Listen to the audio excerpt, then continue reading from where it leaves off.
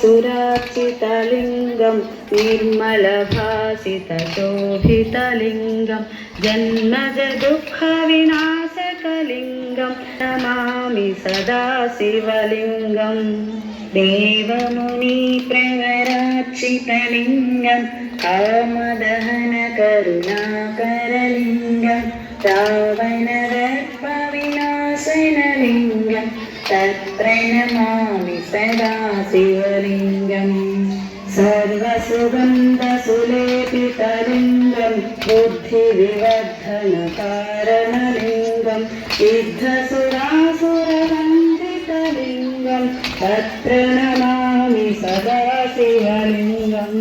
कनकमहामणिभूषितलिङ्गं पनिपतिवेशितशोभितलिङ्गं दक्षसूयज्ञविनाशनलिङ्गं तत्प्रणमामि सदा शिवलिङ्गं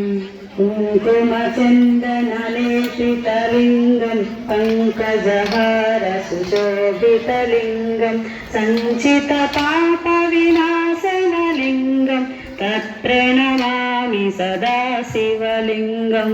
देवगणार्चितसेवितलिङ्गं भावैर्भक्तिभिरेव च लिङ्गं दिनकरकोटिप्रभाकरलिङ्गं तत्प्रणमामि सदा शिवलिङ्गम् अष्टदलोपरिवेष्टितलिङ्गं सर्वसमुद्भवकारणलिङ्गम् अष्टदरिद्रविनाशनलिङ्गं तत्प्रणमामि सदा शिवलिङ्गं सुरगुरुसुरवरपूजितलिङ्गं सुरवनपुष्पसदार्चितलिङ्गं परमपदं परमात्मकलिङ्गं तत्प्रणमामि सदा शिवलिङ्गं लिङ्गाष्टकमिदं पुण्यं यः पठेत् शिवसन्निधौ शिवलोकमवाप्नोति शिवेन सह मोदते।